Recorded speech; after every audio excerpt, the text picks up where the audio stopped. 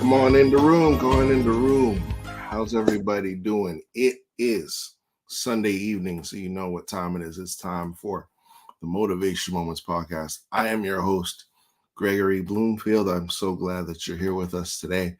Hey, like, share, subscribe this podcast right now. You can do that. Liking and especially subscribing is for free. We thank you so much for everybody who's tuned in. And if you're on YouTube, we especially thank you for being with us.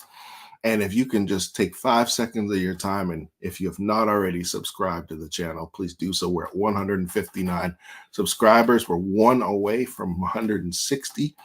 And our goal is I'd like to hit 165 tonight. So I just need at least 6 people to subscribe. That would be great.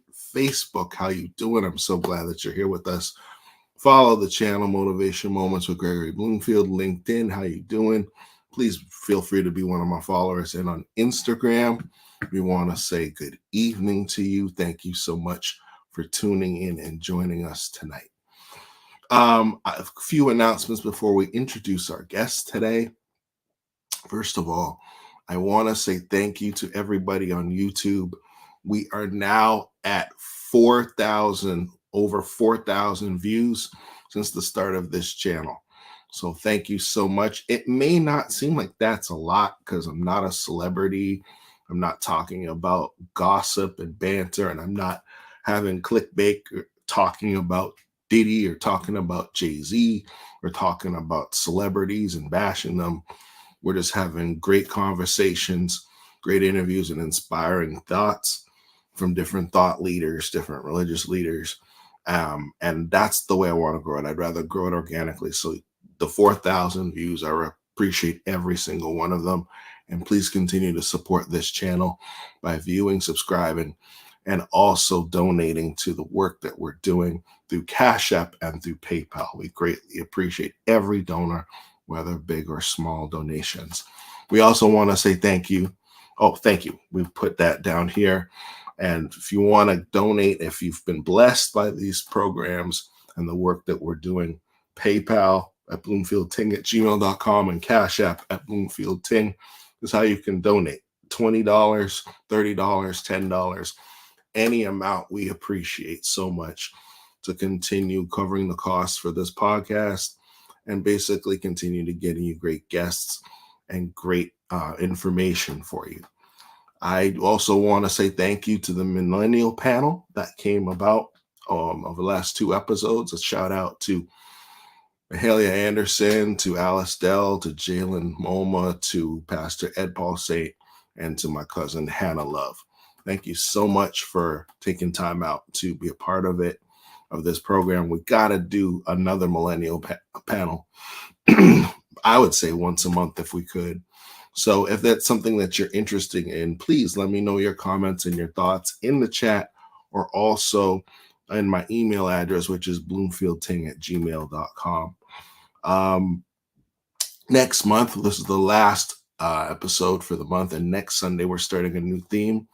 And October will be our annual emphasis on domestic violence awareness. So we're making awareness of domestic violence and how it is in our churches, in our communities, and how we can be aware of it, but also how to prevent it. So we have booked a whole bunch of wonderful guests that also have different nonprofit foundations to assist in that awareness and to get help to people who've been victims of domestic violence, women and men. So therefore, you don't want to miss any of the episodes in the month of October. I'll be sending out a newsletter in the very near future, probably this week.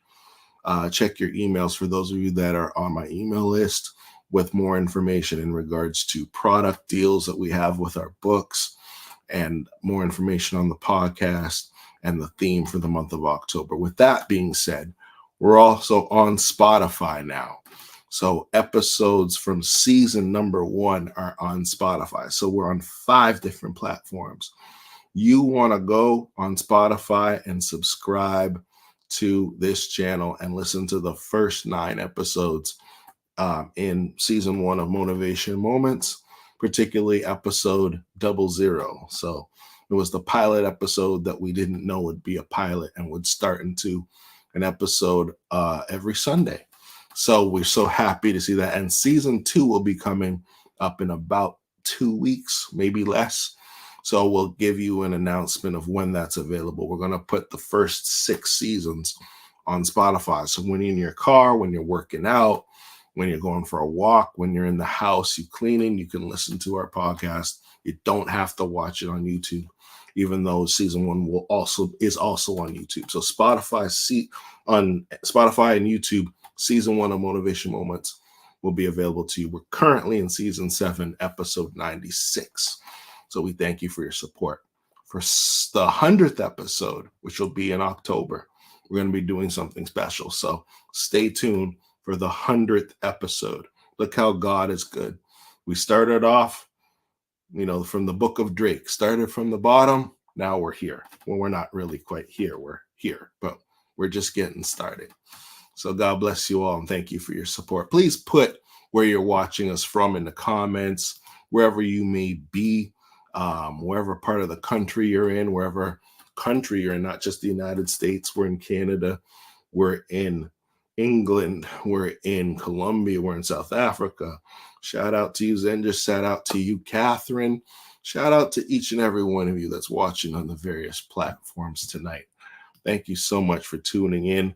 I also see on Instagram that I see my son is watching. So shout out to you, Thaddeus. We love you and thank you for supporting your daddy. Tonight we have a special guest. Now this guy, we tend to put on the podcast individuals that are pastors, religious leaders, thought leaders, business people. I wanted to switch it up today. We're still in the theme of millennials and their faith, but that can look different in different arenas and different types of careers. You probably never heard of this guy. His name's Johnny Mack. He's a friend of mine of many years. We used to work together. And he is an actor. He is an actor. He is in the entertainment business. He is an actor of film, television, and voiceover actor. But let me tell you a little bit about him. Johnny Mack is his name, and he was born in Birmingham, Alabama. He studied theater under Dr. Tonia Stewart at Alabama State University, and he earned his Bachelor of Arts in theater. And where I met him is when he moved from Alabama to Massachusetts. Shout out to Massachusetts. He was a student at Brandeis University. Shout out to Brandeis in Waltham, Massachusetts. I also went to school in Waltham, Massachusetts, a school called Bentley, which is down the street.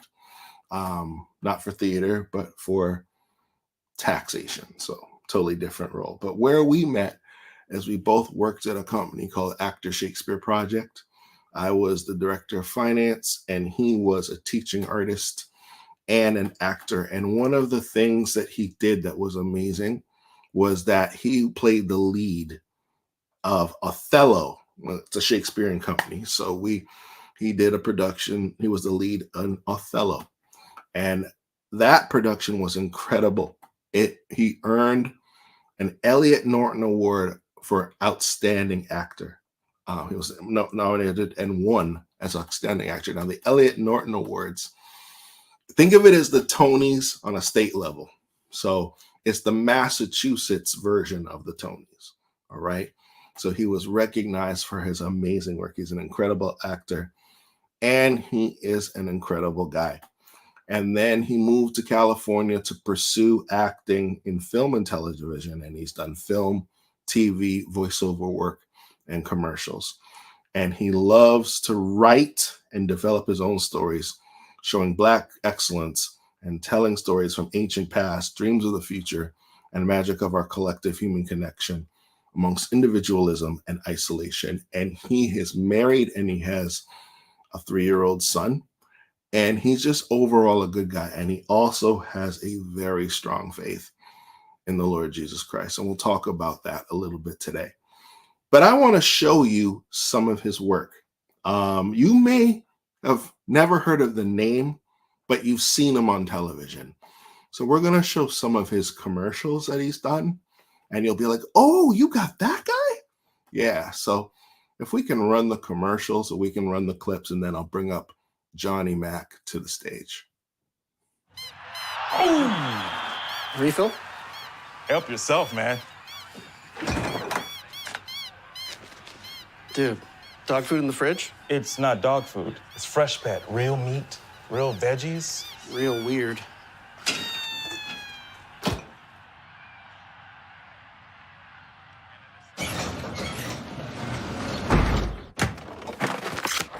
He was bad luck anyway. Fresh Pet. It's not dog food, it's food.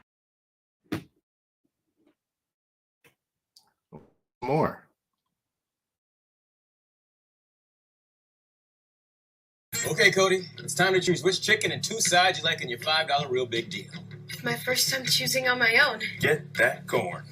Spicy tender strips, mac and cheese, and fries. What?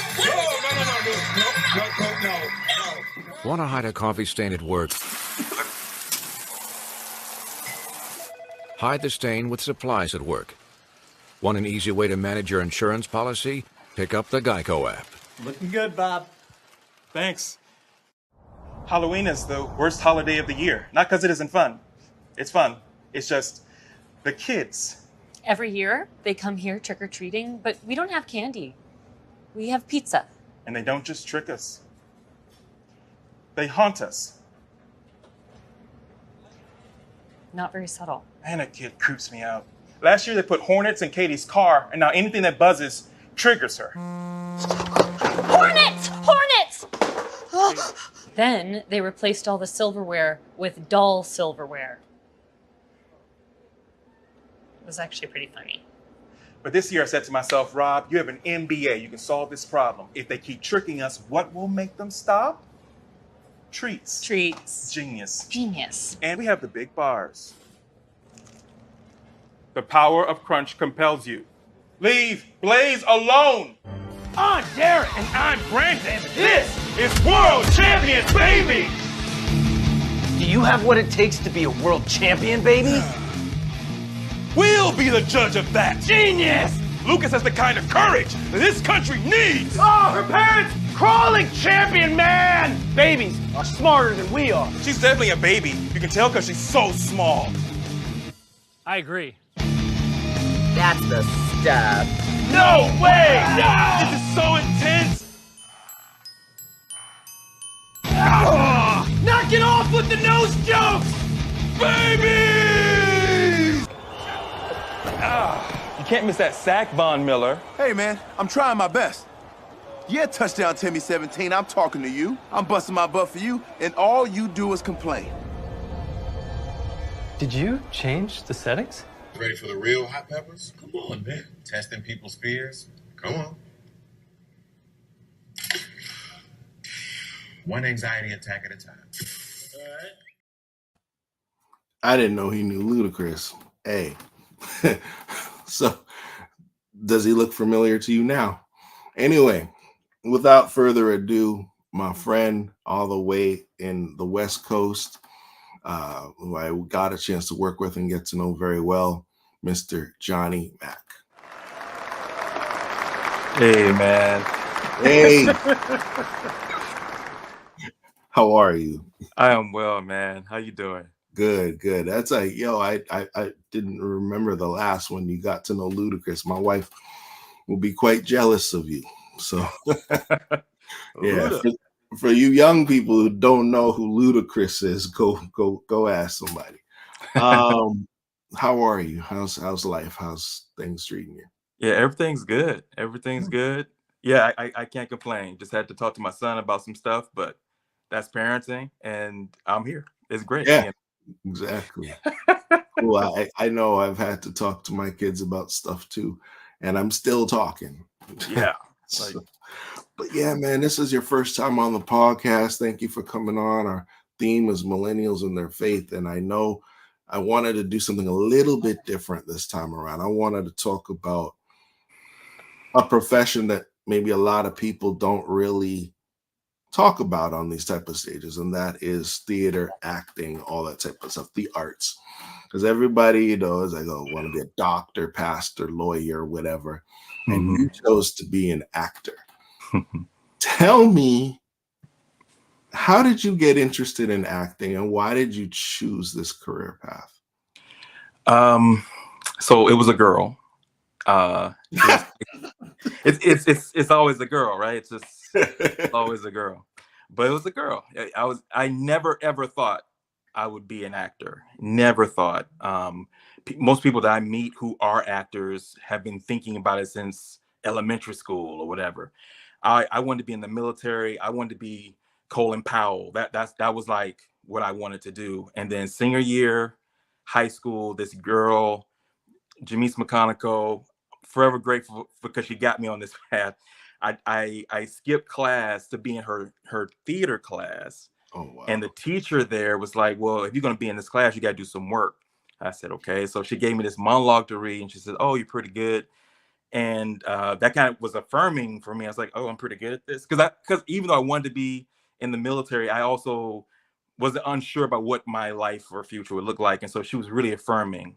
Alicia Johnson, my drama teacher in high school. And I just kept with it and kind of discovered I'm pretty good at it, and then that's how I got here. And now I had to find new reasons why to do it, because as a kid, it was like, oh, I can win trophies. I can do, I can do, but I had to kind of like, detox from that stuff and kind of discover like, this is actually kind of serious work, because you're telling stories and people see them and they absorb them, and it can affect their day, their life. And so you kind of hold a kind of power in the art of storytelling, just in arts in general. So but yeah, that's how I got into it. It was a girl in high school, senior year.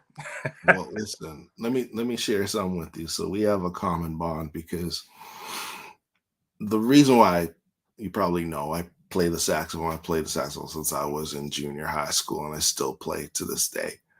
And it's so funny because the reason why I started playing the saxophone was to be close to a girl. It was the only reason. Like, there was band practice, you got to pick your instrument. I originally was playing the clarinet. I started on the clarinet for 2 weeks, and then the girl of my dreams at grade 8, her name was Lori Townsend. And I saw Lori playing that saxophone.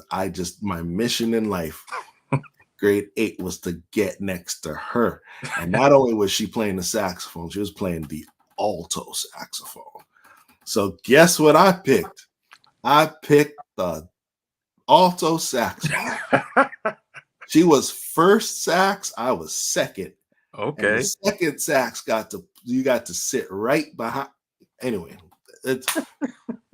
and then awesome. Asked her out. She dumped me, but the saxophone never dumped me. So praise God. So that's the whole reason why I started playing the saxophone, was because I had a crush on a girl. I had a crush on Lori. That was the whole reason. Nice. So thank you, Lori, for dumping me. That's awesome. I love it. I love that. Shout out to the girls that dumped us, and now we better. Hallelujah. Yes. It's so true. Give him glory.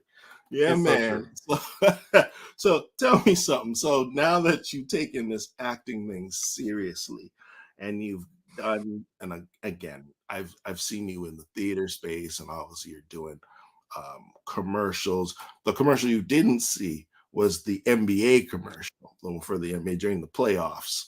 Mm-hmm. That on that commercial, and also you did some work with Darman with different his skits and his plays and stuff. See, my wife is saying the power of she. The power of she. That's right. I love her. I love you, baby. Don't you worry. It's not about her. But what was the beginning like in your journey as an actor? What type of hard knocks stories? Because everybody talks about, I'm going to follow my dream. I'm going to end up sleeping on a cardboard box. But I believe I'm going to make it. I'm not going to eat till I make it. No sleep till Brooklyn. So, did you have a similar story, or were you quite comfortable in your come up as an actor? I can give a kind of a hard knocks because I think because I went to college and then right after I went to grad school, and so I think I had that support of school that kind of buoyed any financial burden. So it was just kind of school, and then but when I got to Alabama State for college, I was still in that mindset: trophies, win trophies. Yeah, you're a good actor, man. Go win. I was really, really hungry because everyone else there was way better than me, way better than me, way better than me. And so I had to start by stage managing plays. I had to and whenever there was a play going on, I learned everybody's lines. Everybody's lines, I knew them. Because just in case someone didn't come to rehearsal, I know the lines. Put me in. I was like that kind of energy. Like the understudy. Yeah, but the unofficial understudy because I wasn't in the play. I was unpaid understudy. Yes. Right. I'm sweeping the stage, getting ready for them to do their thing, you know. But yeah. So I think when I so that's college. When I got out of grad school, I feel like I've just been really blessed because I had that buoy of school, but then I didn't have school anymore. My girlfriend at the time, who's now my wife, she's a mechanical engineer. She's very, very smart, beautiful. And I was just sort of on her cape for a long time. Where if I was by myself, I felt like I would have definitely fallen because I didn't have a lot of work. I didn't have a place to stay by myself kind of thing. And so a lot of my cushion has been my wife. And so and then in Boston I got a lot of connections through my grad school because they were teachers who were also at the Shakespeare Project. And so I would have a network connection, and then I would get into some place and that would earn me some money and all that. But I feel like the hard knocks, thank God, was because I've heard hard knock stories. Oh my God, I've heard some hard knock stories, and I want to, and I feel like ashamed to say man, I didn't really have that testimony because for me, my wife has just been such a blessing, to my career even now, So the only hard knock is just trying to get in the door and get work in an industry with so many people. Yeah. Yeah, it's interesting that you say that about your wife, and shout out to Mrs. Mack. And thank you for your sacrifices to bringing Johnny Mack to where he is today. But it's really when you have your dreams, whether it's entrepreneurial or whether it's in the arts or, starting a company or going to work for a company, I cannot stress enough how important it is to have the right people around you. And it matters. And I'll say this in the context of when you were dating your wife. It really matters who you're with because you said, out of your own words, she really held it down for a while. And and I'm glad you married her, dude, because, she really, really, Mrs. Mack is definitely a blessing and a queen. Amen. Was that her? But yeah. No, I think that's my sister. That she bigging up herself. But I was like, no, but I would say that it's so important to have that support system. And I'll say this, it's really important that when you make it, you don't forget the people that helped you get there, because I can say that my podcast would never be what it is today if it was not for my wife, Senja, right? Who believes in you, and it makes you freer in a creative process that you have your wife at the time, your girlfriend, that says, you know what, baby, I'm going to help you. I'm going to support you.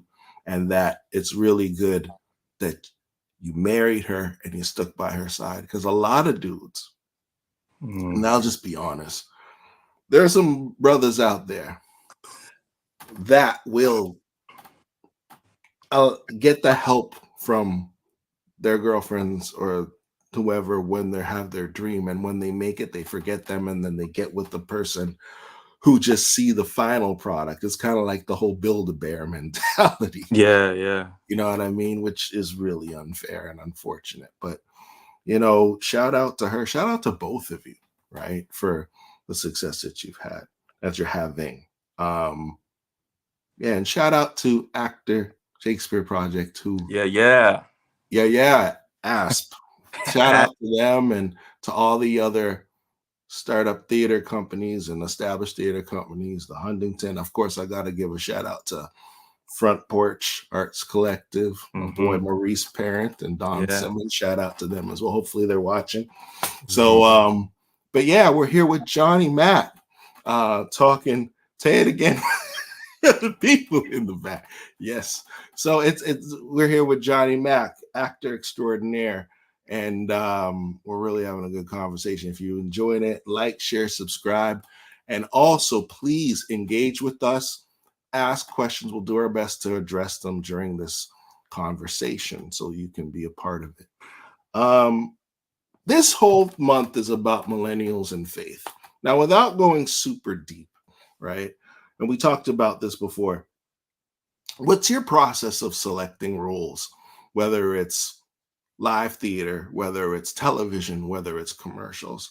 I know that you grew up with faith. You grew up with a moral code from your parents, your grandparents, especially coming from the South, from Alabama, the Bible Belt, all that type of stuff. Oh, yeah. And I know that is, you know, your faith has become your own, but you still have moral codes and stuff that you will do, you won't do. What does that process look like in terms of your acting and your career roles, especially eventually being in Hollywood? And how do you juxtapose that with your core beliefs, your faith in God, and your morals? Absolutely. So I love this question because I'm not famous enough to to choose my roles. So there's that little wrinkle, but then it's still cool because I did a when I was in college, I did this acting competition, and there's this one, like it was a one curse word. And I just wouldn't. I said I can't say this word. And my acting teacher's like, "Come on, this is the competition." Blah blah blah. I said, I just can't say this curse word. I'm sorry, I just can't do it. I just can't do it because of my faith. So now I started there, and now I'm in a place where I'm a little more accepting of all those other things, only because back then I saw myself, as an actor, as Johnny doing something. And now I kind of realize that it's about a theme. It's not about the role, because if you talk about the Lion King, somebody has to play Scar and somebody has to kill Mufasa. Spoiler alert if you haven't. Well, if you haven't watched The Lion King by now, that's like I haven't never seen the 10 Commandments. Like, really? No, Greg, you've never seen. We watch that every single Easter in my house. You got it. I used to watch that every we got back from church, and then back in the days when they had the big thick VHS tapes and the VCR, we had 10 Commandments. We had Ben-Hur. Ben-Hur. Ben-Hur. How many times you see the chariot race? Oh man, my mama loves Ben-Hur. She loves 10 Commandments. Oh my God. But yeah, but someone has to be because you're telling a story. And so somebody in the story has to be the bad guy, or has to be that person you don't agree with, because that's the story. Even in our own life, if we were to tell our own stories, right? Someone let us down, someone disappointed us, someone really, really broke our heart. And they are a part of that story. And being an actor, what I was saying earlier about that power of telling stories, is that instead of me choosing a character, I think about the play or the movie itself to see what is the theme here, and how does the theme of this movie impact the audience in a positive way that builds them up. Because if it's just something cheap and for frills, it's kind of like, even if it's a great role, it's like, do I really want to do this? You know? And so for me, I look at the bigger story. How does my character that I'm going out for fits in that story? And if it hits me and I'm like, oh wow, I didn't think about this before, or wow, this brought up all that stuff I had with my daddy issues. I think this would be really good for people to see, and I'm the deadbeat dad in this thing. Like, okay, I'm going out for the deadbeat dad, because the theme is this son overcoming that and becoming something better. You know what I mean? Right. So I can't choose my own roles yet, but when I do get offerings for auditions for certain movies or whatever it is, I look at the themes and I go like, okay, yeah, I like that theme, and I like the way this character fits in that theme, and however it works.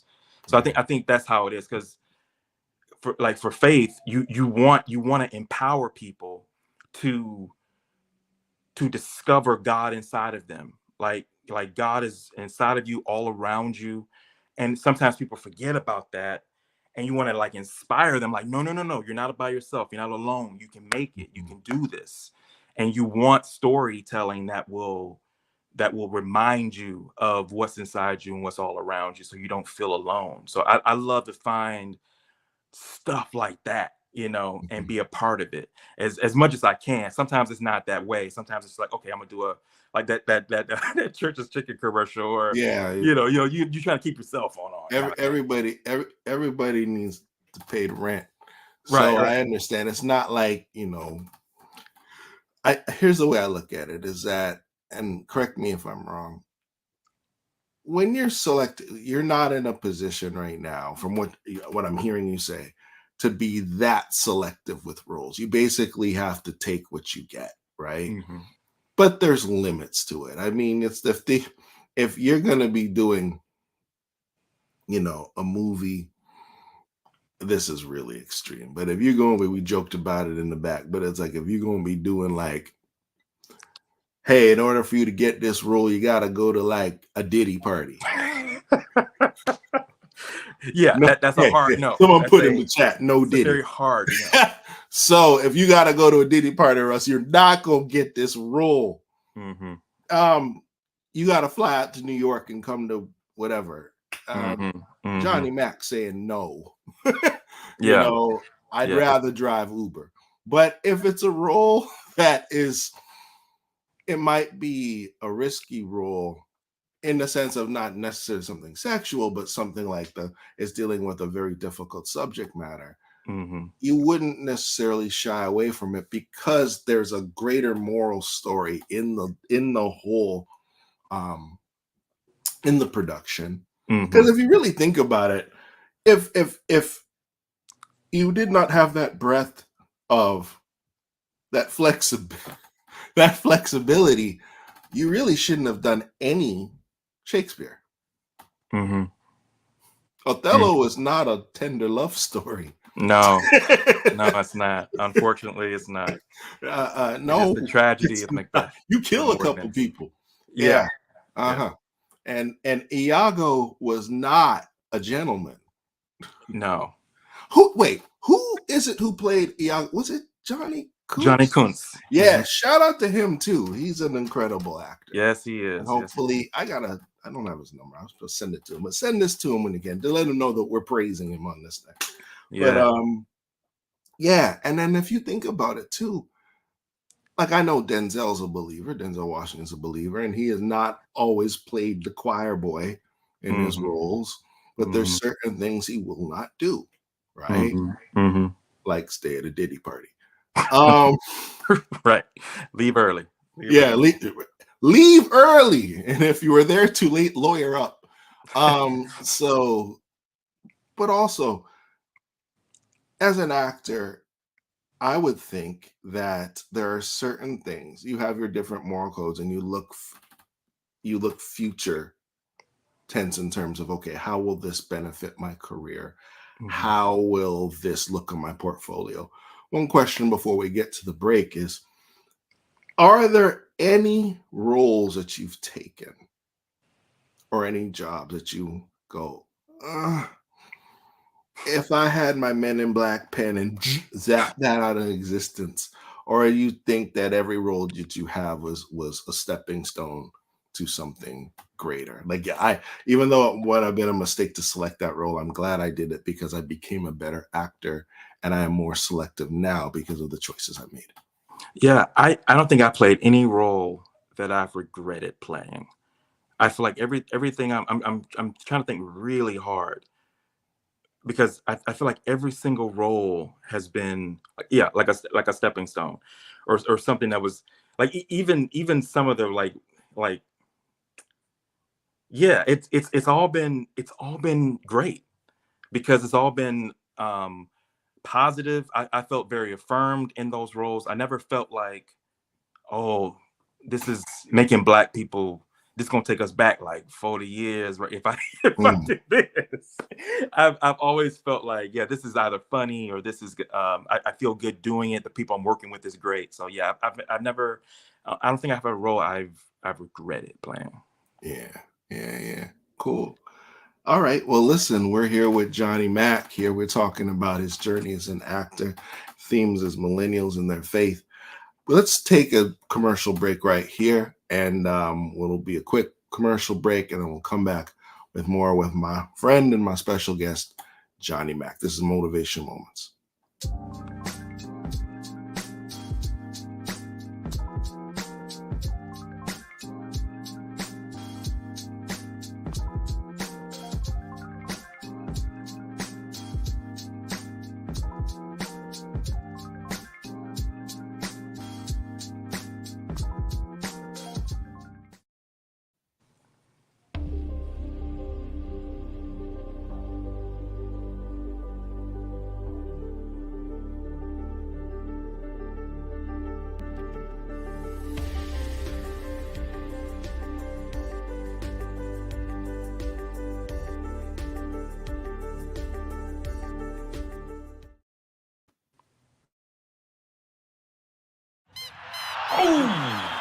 Refill?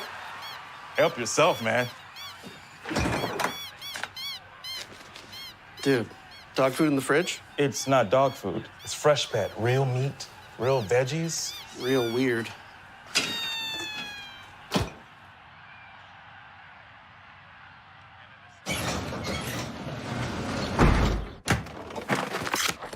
He was bad luck anyway. Fresh Pet. It's not dog food, it's food. Listen to the audience.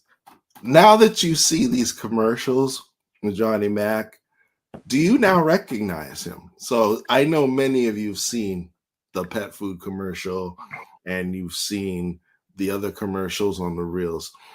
Tell me if you recognize him. Somebody put I recognize him in the chat, whether, and including Instagram, because I know my boy Eldad and other people were watching on Instagram. So listen, if you recognize Johnny Mack, let him know. Let me know. So you're like, oh yeah, that guy. I was like, yeah, and you'll be seeing a lot more of him if you've seen him in Dar Man productions as well. What was the show again where you were playing the role, a true story, of a guy who was growing a garden and growing vegetables and giving it to poor families, and you got arrested? What was the name of that? It was man gets arrested for planting vegetables. I think that's the full title of it. Yeah. Based on a true story. Yeah. And I remember I was at my goddaughter's house, and that came on her television, and I didn't know you were in this. And it's like, I'm seeing you on the television, and my goddaughter, who had to have been just turned 1 at the time. And she's like, yeah. And she's like pointing like she knows you. And I'm like, wow. You don't know him. I do. It's like, how's Johnny Mack on my television? And I'm like, And I think I told you this.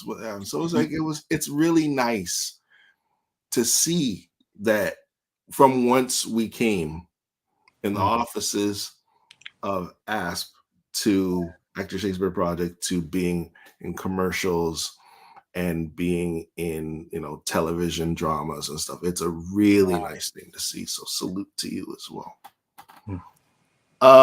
Thank you. Now, as everybody can see, and again, audience, please ask questions. If you have questions for Johnny, we'll do our best to get to them with the time we have. But I wanted to address two quick things. As a Black man in the, there you go, Don recognizes you. In the entertainment world, as a Black man, we get stereotyped and typecast different roles. Yes. Have you, obviously you have not done that, and how do you combat that in terms so you don't get typecast as the drug dealer, as the, I don't know, the next extra in Power that gets shot off in 2 episodes, or you become the the buck dancing or the man who, like, I don't know. It's just when I see commercials like from Deion Sanders about KFC and playing Autumn, it just irks me. So how do you, along with your faith, but how do you stay authentic to your African American core, your Blackness in roles, so you don't get stereotyped? And by having that standard, do you lose opportunities for work? That's interesting. My very, very first audition in LA was for some movie. I mean, it was probably like a short film, but the role was a gangster dude who breaks into a house and steals an instrument, but the guy's there, so he has to like tie him up because he got caught. And the guy said, so I did it. I broke into it, all the lines. And the guy was like, yeah, can you, he wanted to say, can you make it more Black? Can you make it more hood? But he was like, yeah, this is a ghetto guy. He's ghetto, he's tougher. And so a lot to this question, I grew up in the hood. Like, I grew up with that. So there's nuance. It ain't just like Lil Wayne. There's Lil Wayne that has a heart. You know what I'm saying? And so a lot of it is being a good actor, to say, if I'm playing a role, I'm playing a human being. And one of the lines in that audition, I did not get this role because I just wasn't Black enough for this role. Oh, but isn't it interesting when people tell you you're not Black enough? I know, because black is only one thing, right? If you're not hood, you're not Black. Right. So the line that I use as my, to defend my acting choices is, the character says, I normally wouldn't be doing this. He has this character had a family with a kid. I'm like, I wouldn't be breaking into your house stealing your trombone or whatever it was I was stealing. So he's not that guy. If you want to write that guy in, like, I'm ghetto, I'm hood, then write that guy. That guy exists too. But every you have to have a heart. I'm playing a 3-dimensional person who says a line like that.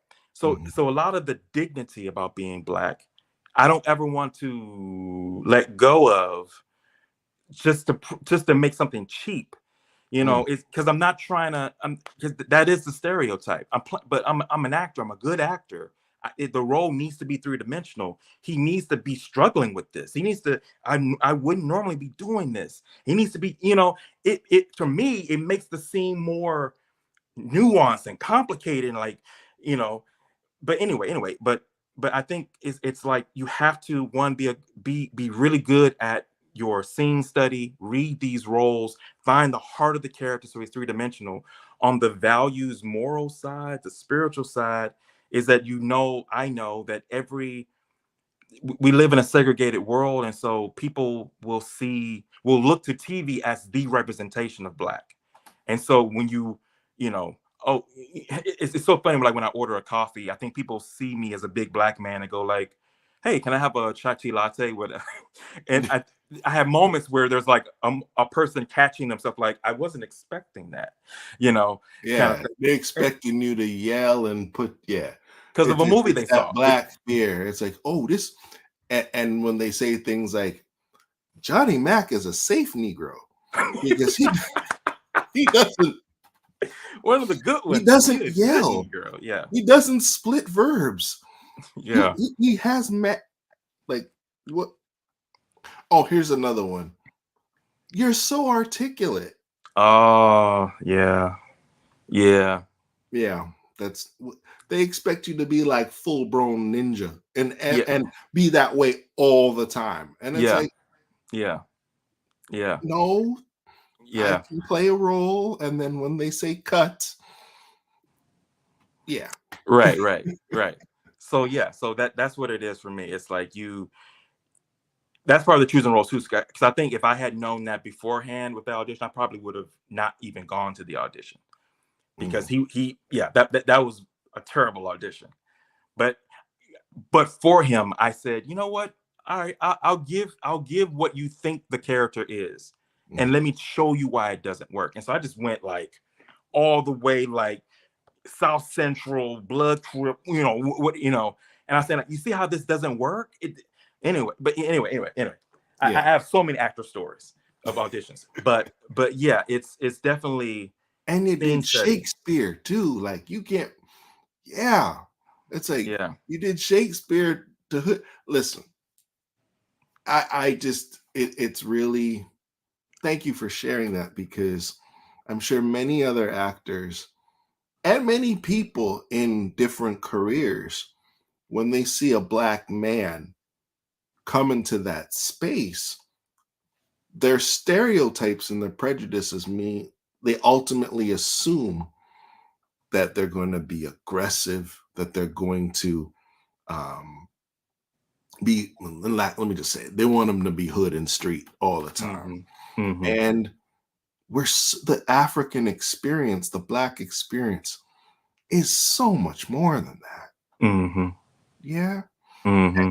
And how do you, in those spaces, because there are stereotypes in Hollywood and stereotypes in acting, especially when you have a lot, not all, but some non-melanated directors and industries and things like that. How do you conquer that by saying, Johnny Mack can do more than just make you laugh and do commercials, but can do serious roles that are non-stereotypical roles?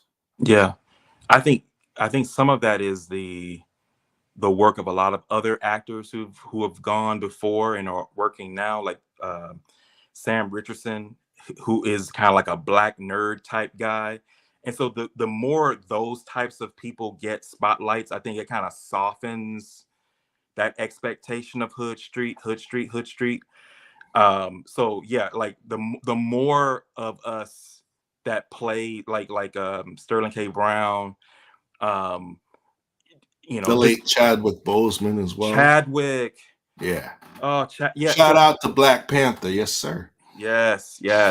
But seeing more of those people who have come before and who are now just like flood the media space with all these representations of black. I think that helps younger actors coming up behind them or with them to be like, you've seen this before, so you're not gonna ask for this guy again, right? Or if you do ask for this guy, because it is hood and street, there's a heartbeat in the hood and the street. It ain't just like some two-dimensional dude in the hood and the street. These are real people out there, real souls, and if you tell their story, be authentic to their realness, and see that that's really a mask. You know what I'm saying? Like, I wouldn't normally be doing this, so that is that. I think that's helpful for younger folks like me, seeing other people already out there showing all different nuances of black, Yeah. And also, let's just put it out there. Just because you may be in the hood doesn't mean you're not smart. And just because you may be in the hood doesn't mean that you're ignorant. That's It right. just may mean that you're just economically poor. That's it. But there's a lot of value and a lot of heart and a lot of community in the hood. Yeah. So I want, or I aspire for Hollywood and acting roles and actors, as you just said, show the nuance and show the beauty of the urban areas, and it's not all crime and drugs and everything. Does it exist? Yeah, but it also exists in suburbs too. Yeah. Right. Yeah. Crime exists in the rural and the suburban areas as well. And then when we're telling stories, we tell the whole story. Right. So I think that's really important. Before we wrap up today, this has been a really good conversation. And the more I do these podcasts, is the more I could sit with our guests for like 2.5 hours. And an hour sometimes isn't enough. But and if anybody has any questions, feel free to run them through we'll try and address them with the time we have.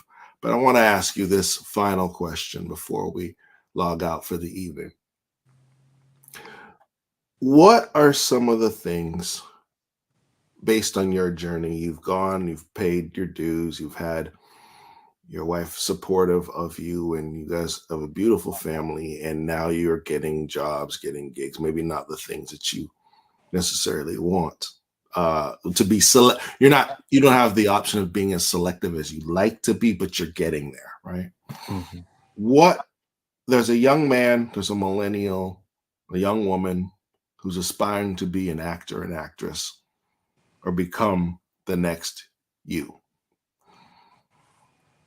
What 3 points could you suggest to them to follow in your footsteps and maybe succeed where you are? Like, what would you tell that young actor, that young actress who wants to get into theater, that wants to get into movies, that wants to get into commercials, who also has a moral compass, who has a belief in God and doesn't want to compromise their core values? What would you say to that person? So Jesus says a really cool thing that I really like that he said. And he says because he was being asked about what's the greatest commandment. And he says, love God with everything you got and love your neighbor as you love yourself, as you love yourself. So there's love going in 3 directions: God, people, and you. If you're going to be an actor, you got to be tough. And being tough means you got to love you. If you don't love yourself, when we talked about what roles you not take up, you're going to fall for anything. You're going to do anything just because it's anything, because you feel there's a scarcity or you feel like if I don't, then I won't go forward. Love is everything, right? Love God with everything. Love your neighbors and love yourself. Love yourself, and that's going to make you tough, because you're going to get a lot of no's. This industry is full of no's. Everything on that reel was a yes. If I could make a demo reel of all my no's, that would have gone on. That would have been an 8-hour demo reel of all the jobs I didn't get. It's just full of no's. And so you got to be tough, and being tough means you love yourself, so that you can get over the no's, and you can also get you have standards as to what work you want to do, the stories you want to tell, the themes of stories you want to be a part of. I would say I'm mixed on this next point, but I want to say get some training. Find a really great school that will give you training, because what I didn't discover, I took this for granted, is that my acting training that I didn't think was going to serve me in my professional career, I'm so wrong about that. Everything I've learned from Dr. Stewart in Alabama State, Brian Martin, Alabama State, Ramona Ward, Alabama State, to graduate school, Janet Morrison, Maria Laurie, oh, so many people, Eric Hill. I could go on. Like the things I learned are it's stuff that that works. It's like putting things into like a puzzle. Like, oh yeah, that's why they were teaching me this. And I was just taking it for granted, you know. And it's been so helpful. So get training. I'll split on that because sometimes your training can come when you're on the set. Sometimes you can do like you're finding it as you're working. If you have like talent already, but I would say get training, get some kind of technique, so that you can fall back on it when you don't, when you lose your way, because you're going to kind of get tired. Your voice is going to get tired. And you need some kind of technique to keep the acting authentic, because there's only two types of acting. I think Tom Hardy say this: there's convincing and unconvincing. And so you want to tell convincing stories because you want your audience to feel something. You want them to feel something so that they can walk away changed, or they want to go change something. And that only comes from being authentic and having technique. And so get training. And then, as you were talking about earlier, I think third thing is just support system, you know, because it's acting, you know, Denzel said this in an interview with other actors. He was like, you know, we're just making a movie. You know, it's not the hardest thing in the world. You know, the hardest thing in the world is a mom having to, you know, get a flag because their son, you know, died in some kind of war. That's hard. We're just making movies. And so have a support system that can bring you down to earth, so that when you do get those no's and the industry is hard, it ebbs and flows, you have like a rock of people that will rock with you and be like, hey, you know, you're actually pretty great and you're part of this community. Right. And even though this thing isn't flowing right now, all the things you have been doing do flow into us, and we love you, and we wouldn't be where we are without you. Like, you know, that kind of like that community, so that you don't feel like you're by yourself having to try and climb this mountain when really you got all your people with you, you know. So that's probably what I would say, because that's what I have. I have those three things, and there's other things too, but it's really about loving yourself, having technique, and having a support system. And that goes, I think, any industry that you're in, just, you know, being skillful, loving yourself, loving God, loving others, and having a community. Don't ever think you're by yourself. That's just the death knell. Don't ever feel that way. Get into a community, connect to somebody, to something, and get that water flowing, and you'll feel that energy of creativity, that makes you feel alive. You know what I'm saying? So, because life is hard, and we need community. So, don't want to ramble too much, but that's what I would say. Yeah, thank you. Hopefully that was helpful to somebody, regardless of they're going into the arts or not. I would also add one more thing, is that don't forget where you came from. That too, because there's always going to be somebody who is where you were. And, you know, one of the wonderful things with Denzel and other actors, what they've basically done is they've always reached back to younger actors. Chadwick Boseman was under the tutelage and mentorship of Denzel Washington.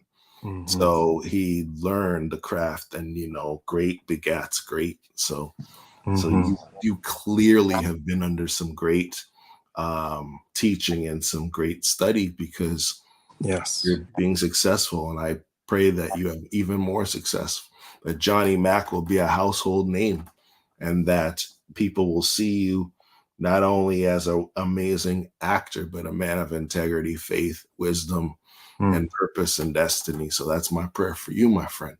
Thank you. No problem. This is Johnny Mac, who has been taking time to be on our stage today. Hey, if you enjoyed this interview, why don't you share it with people that you love? Someone who's aspiring to be an actor or actress, or someone who wants to become a musician, or someone who wants to score a film, or someone who wants to do any kind of thing in the arts. If you want to follow Johnny Mac, he's here on YouTube at Johnny Mac and on Instagram at I am Johnny Mac. Follow him, say, hey, I saw you on the Motivation Moments podcast, and I want to learn more of what you do. He'd be more than happy to take some time and talk to you. Absolutely. Hey, if you enjoyed this podcast, please let us know in the comments. And the best currency that you could give to this ministry is to follow and subscribe. Please subscribe. If I see a lot of first-time people on here, please subscribe to the channel. It would be a blessing. We want to reach more people and make this thing go viral. If bad news and foolishness about Diddy and other people can go viral, why can't good things go viral too? So why don't you take the time to subscribe? Check out the old episodes on Spotify, Motivation Moments at Gregory Bloomfield, and listen. If you want to sow a financial blessing to this podcast, I don't care if it's $5, $2, $100. Feel free to send it on a PayPal or at Cash App. We would greatly appreciate it. Thank you so much for coming on the show, Johnny. Thanks for having me. My best to the family. Likewise. And also, thank you. And good night to each and every one of you. I hope you have a blessed week. We'll be back on Thursday. And then on Sunday, we'll start a new theme of domestic violence awareness. Thank you so much for tuning in. And don't forget to pick up the book, The 522 Man or The Kyle Woman, my book and my wife's book, respectively, at our bookstore at sisterpamelapublishing.com. Until next time, be well and be encouraged, be inspired, and be motivated. This is Motivation Moments with Gregory Bloomfield and Johnny Mac. Have a good night. God bless. Okay, Cody, it's time to choose which chicken and 2 sides you like in your $5 real big deal. My first time choosing on my own. Get that corn. Spicy tender strips, mac and cheese, and fries. What? No. Want to hide a coffee stain at work? Hide the stain with supplies at work. Want an easy way to manage your insurance policy? Pick up the Geico app. Looking good, Bob. Thanks. Halloween is the worst holiday of the year. Not because it isn't fun. It's fun. It's just the kids. Every year, they come here trick-or-treating, but we don't have candy. We have pizza. And they don't just trick us. They haunt us. Not very subtle. Man, a kid creeps me out. Last year, they put hornets in Katie's car, and now anything that buzzes triggers her. Hornets! Hornets! Then they replaced all the silverware with dull silverware. It was actually pretty funny. But this year I said to myself, Rob, you have an MBA. You can solve this problem. If they keep tricking us, what will make them stop? Treats. Treats. Genius. Genius. And we have the big bars. The power of crunch compels you. Leave Blaze alone. I'm Darren. And I'm Brandon. This is World Champion, baby! Do you have what it takes to be a world champion, baby? We'll be the judge of that. Genius! Lucas has the kind of courage that this country needs. Oh, her parents! Crawling champion, man! Babies are smarter than we are. She's definitely a baby. You can tell because she's so small. I agree. That's the stuff. No way! No! This is so intense. Knock it off with the nose jokes! Baby! You can't miss that sack, Von Miller. Hey, man, I'm trying my best. Yeah, touchdown, Timmy 17. I'm talking to you. I'm busting my butt for you, and all you do is complain. Did you change the settings? Ready for the real hot peppers? Come on, man. Testing people's fears? Come on. One anxiety attack at a time. All right.